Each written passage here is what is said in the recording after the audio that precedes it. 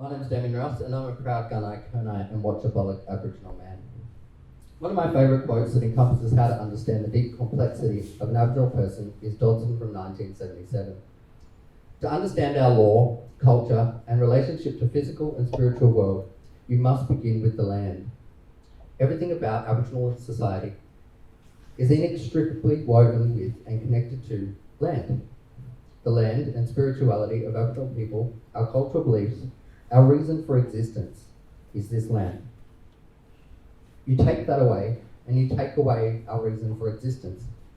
We've grown that land up. We are dancing, we're singing, and we're painting for the land. We are celebrating the land. Removed from our lands, we are literally removed from ourselves. The reason it's so important is because it encompasses so much information. Where we're from or how we introduce ourselves often has tons of information that is useful within conversation, but also useful to build a rapid rapport with an Aboriginal person. So, what land am I from? The Kaurna people are my grandfather's people. They're from Lakes Entrance in East Gippsland in Victoria. The traditional owners of the land, which includes what is now called Lake Tyers in East Gippsland, are the Kwatungalung clan, one of 5 forming the Kaurna Nation, who have largely resisted white settlement in the area.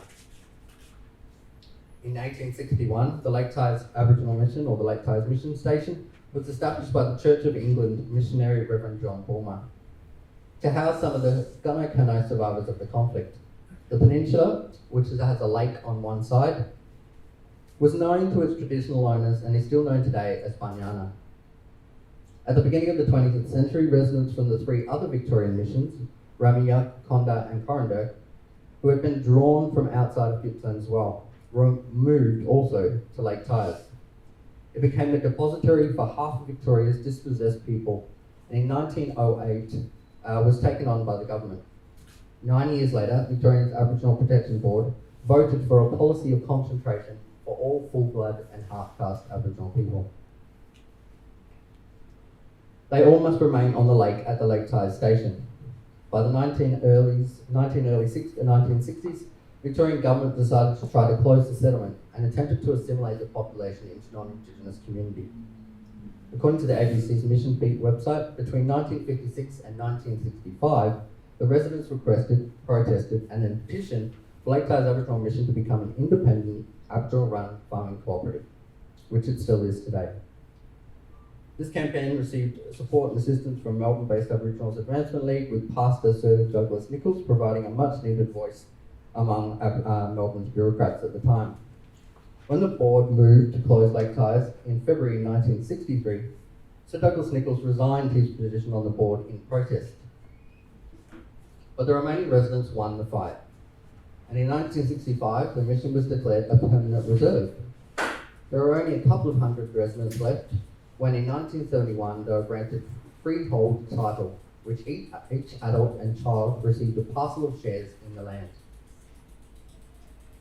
The Lake Tyers Aboriginal Trust would administer a self-governing community, but the mission farm and many buildings were neglected in ensuing years, and many of the jobs which existed there disappeared rapidly. Over recent decades, a great number of the original shareholders, including my grandfather and grandmother, have left Lake Tyers and come back, or have only been replaced by other Indigenous people from across Victoria and parts of New South Wales, who have been allowed to move there. Most of the community is reliant on social security, but some residents either work for the trust in jobs like farming, cattle handling, and we did have emu breeding for a while, and lots of other small jobs like that. As I said, most of the community is reliant, however, on social security, or they commute to nearby jobs in nearby towns. The nearest town is Bairnsdale, which is about 30 kilometres away from Lake Central. In 2003, Simon Wallace-Smith of the Deloitte accounting firm was appointed by the government as administrator of the trust. But then in early 2011, remaining shareholders became incensed at the lack of democracy and accountability of the administration, and we staged a 2-week-long blockade at the site. A group camped out at the settlement's gate and refused entry for all government officials until Mr. Wallace-Smith was escorted back onto the land by police. It's believed the Victorian government will announce, and is still announcing since 2014, a new governing body and shareholders. and say it will be unrepresentative of the community. Today, we'll still see struggles from the administrative side of running the trust, but currently it's still home to my grandfather, William, my mother, Kerry, Tiffany, my sister, Talia and Frankie, my other brother and sister, and my three nieces, Trinity, Tiana and Tinsley. It's a place that currently gives me peace and calm amongst the storm. A place to go camping and fishing, not that I catch anything, or even sometimes bait my own hook for that fact. As simplistic as our belief and lifestyle, it's also our belief in creation, one might say. There was a time when the first Kaurna, who was Boran the Pelican, came down from the mountains of the northwest and reached the level country. He crossed the Torres River near Sale and continued his journey to Port Albert. He was alone, carrying a bark canoe on his head. And he was walking, he heard a napping, constantly tapping. Look as he made, he could never find the source of it. At last he reached the waters of the inlet, but his canoe came down. Much to his surprise, he saw a woman sitting in it. She was Tut, the musk-duck. He was very pleased to see her, and she became his wife and the mother of all Gunnar. This is our simple creation story based on the pelican and the duck. My grandmother, however, is from a different country. Her country is the Watchabollock, which for most people would know as Horsham in Victoria. Their creation story is a lot more detailed. In the time before the time, the great ancestors Bundle began to create the world we see around us. The mountains, the lakes, the forests, and the rivers, and the plains and the seas. He created all the plants and all the animals. When he had created the beautiful sandstone regions of Garawad, he often took the form of Warrapul the eagle, so that he could view his work from above. Bundle then appointed two brothers, the Brambolt brothers, sons of Druck the frog. To finish the task he had set himself, their job was to bring order to the new world, to the animals, to the creatures, to make languages, and to give the law. The brothers had a big job, sorting things out on Earth. There was a huge, ferocious emu called Jingle, who lived on the flesh of people and animals. His home was in the mallee scrub. He was hatching a ginormous egg. One day, Jingle was away from the nest, so Wah, the crow, he flew past. He was kind of hungry.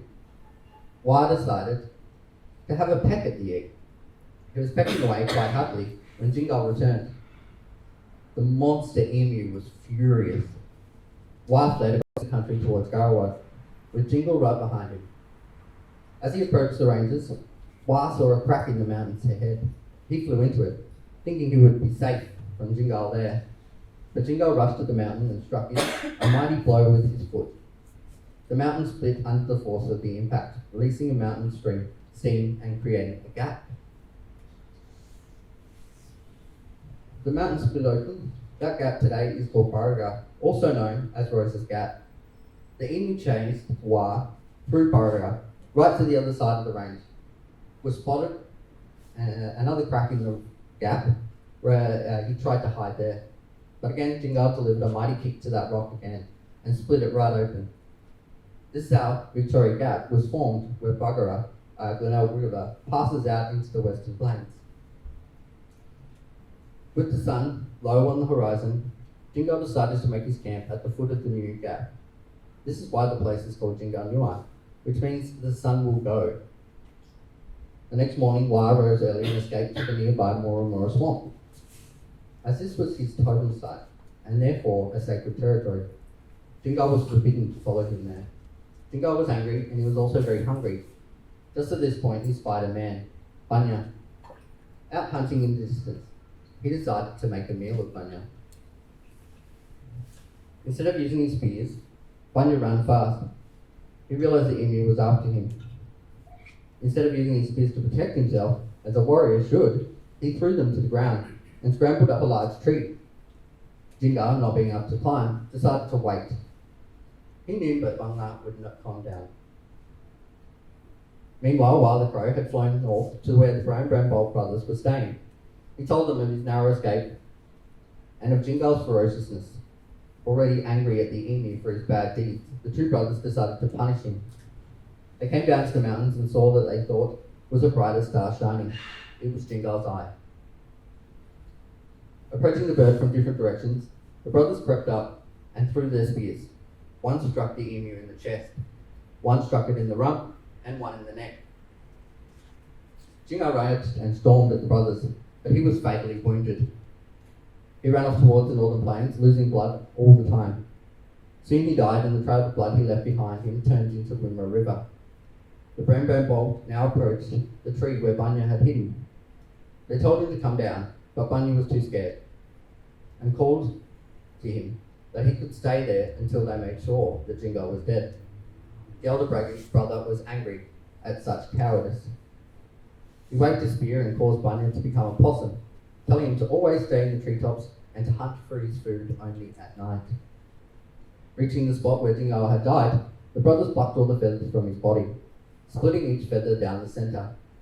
They threw one half to the left and the other half to the right, making 2 piles of emu's feathers, each the size of a present-day emu. The feathers doubled and they separate in half.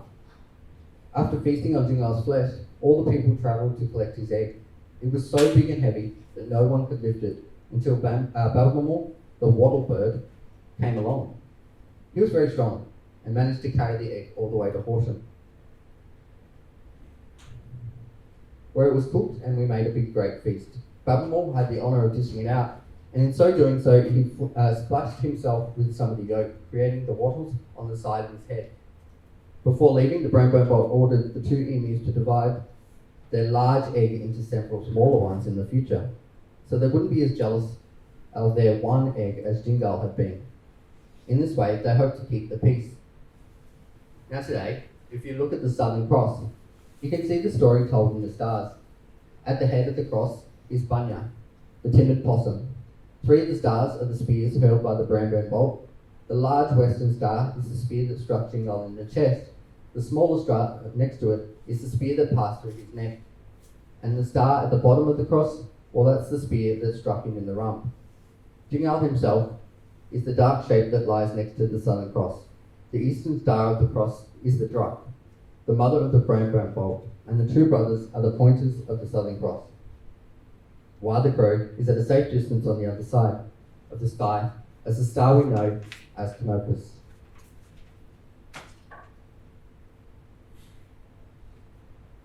This brings us to 1854 or 1859 to 1904, when Ebenezer Mission was set up at a place called Antwerp in Victoria. Supposed to maintain the sense of identity and the mission experience brought to a sense of being part of a broader community.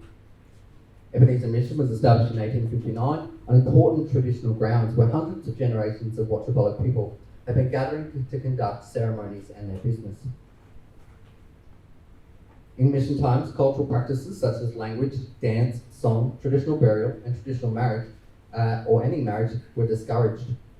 However, ceremonial practices retained their importance. Records indicate that Watchabella people were still gathering for corroboree as late as the 1867. And the importance of social relationships and our spiritual connection to Watchabella country is still persistent today. Watchabella people continue to move on and off of the mission land to find work on friendly pastoral stations. At its peak, Ebenezer was over 900 hectares in size. Following the closure of Ebenezer in 1904, some families were sent to their other missions across Victoria, including Lake Tyers in Gippsland, which is a strange connection between my family. Some families were able to remain in the area, however, and in 1905 a reserve was established at Antwerp on an area of Crown land, the Duckett Creek and Burungi Gadgeon, as part of the old Ebenezer mission and known as the Antwerp Aboriginal Reserve. From that time, those who remained, as well as those who returned, have also lived across a number of those sites, including Dimboola, which is where my sister currently lives, the ranch, which is where I used to live as a child, which is pretty much a tin shack with no electricity, and also the Billabong, which is a place we used to go swimming and fishing. Between Burungi Gadgeon and Duckett Creek and Guyura are approximately 10 kilometres south of a place called Hopeton, which some people might know. During this time, transmission of cultural knowledge continued. Elders passed on their knowledge of country and traditional cultural practices to their younger generations. Today, in a contemporary situation, after the closure of the mission in 1904, many families moved from Watchabella country, including ours, except for my sister and a couple of my great uncles.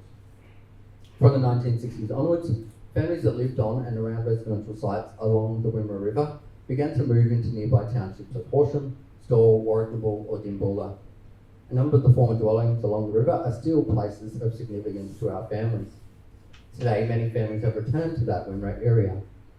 Following the Mabo decision and the passing of the Native Title Act, we lodged a native title claim to have our rights and interests in country formally recognised. After more than a decade of research and negotiation, the native title rights and interests of our people, the Watchabaluk, Jadwa, Jadwajali, Wurugai and Jopagal people, together known as the Watchabaluk peoples, were determined by Justice Merkel of the Federal Court in 13th of December 2005. This was the first time that ongoing existence of native title in southeastern Australia was recognised by any federal court. At the same time, we entered into a suite of agreements with the state of Victoria. Also at that time, places like Burundigaja were appointed and prescribed as corporate bodies. In 2007, a registered Aboriginal party was registered to protect and manage Aboriginal cultural heritage over much of the ILUA area. Prior to the passing of Aboriginal Heritage Victoria Act, Gulum Aboriginal Cooperative cared for and protected the Aboriginal culture and heritage in the Wimmera area. In 2013, a review was undertaken of the 2005 settlement agreements, and a recommendation was made that the Burundigaja Land Council and the state reviews team to renegotiate the settlement agreements, and the Traditional Owner Settler Act. Renegotiations still continue to be underway, which seems to be a common thing in Victoria, and constantly renegotiating. Our people maintain a strong connection to Watchabaluk country, and the ability to manage and protect Watchabaluk country and culture is vitally important to Watchabaluk people. The last place that I would be from is nowhere near Australia. In fact, my father's people are from England, the area once known as the lands of the Cornovians, which consists of the modern-day countries of Cheshire, Shropshire, Northern Staffordshire, and North Herefordshire, and eastern parts of the Powys. This was a tribal Celtic Iron Age kingdom, and their capital in pre-Roman times was probably a hill fort in the Wrekin. Ptolemy's second century geography names of the towns are being Voroconian.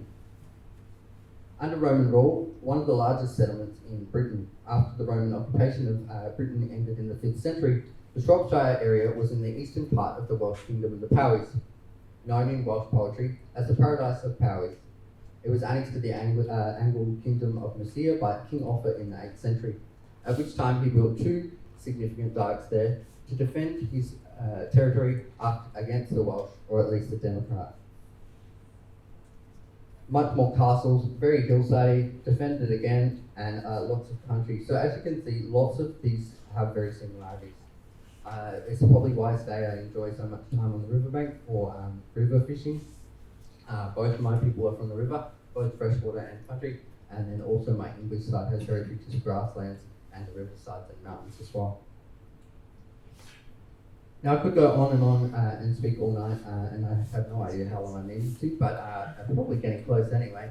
So it's probably a really important time to acknowledge some final words. Firstly, Charlotte couldn't be here for those of you who were here to see Charlotte originally.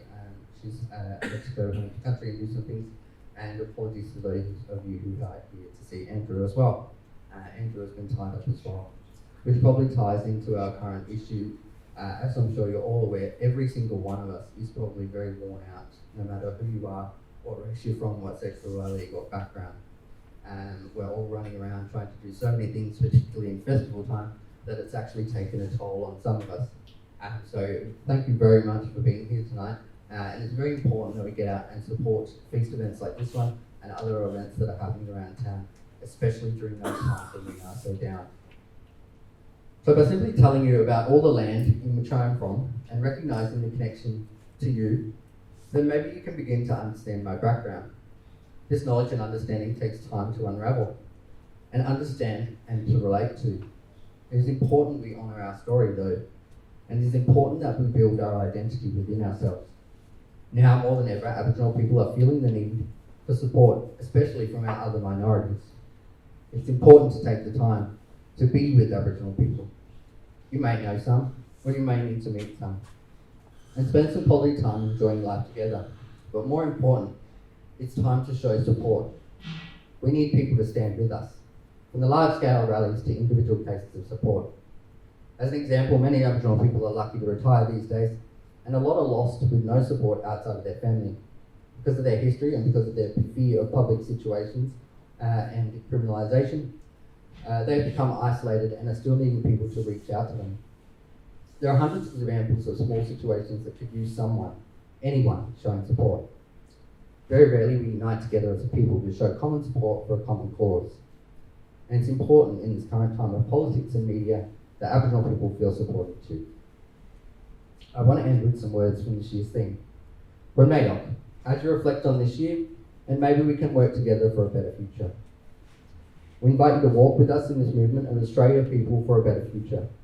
The Indigenous voice of this country is over 65,000 years old. They are the first words spoken on this continent. Languages that are passed down, the law, the culture and the knowledge for over a millennia. They are precious to our nation.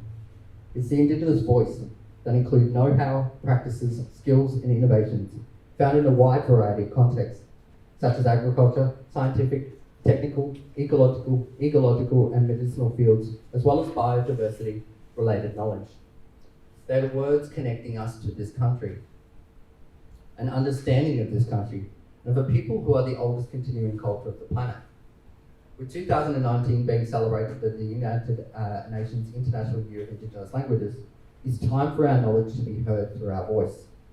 For generations, we've sought recognition of our unique place in Australian history and society today. We need to be the architects of our lives and futures. For generations, Aboriginal and Torres Strait Islander people have looked for significance and lasting change. Voice, treaty, truth, the three elements of this year's theme, were set out in the Uluru Statement from the Heart. These reforms represent the unified position of First Nations Australians. However, the Uluru Statement built on generations of consultations and discussions amongst Indigenous people and a range of issues and grievances. Consultations about the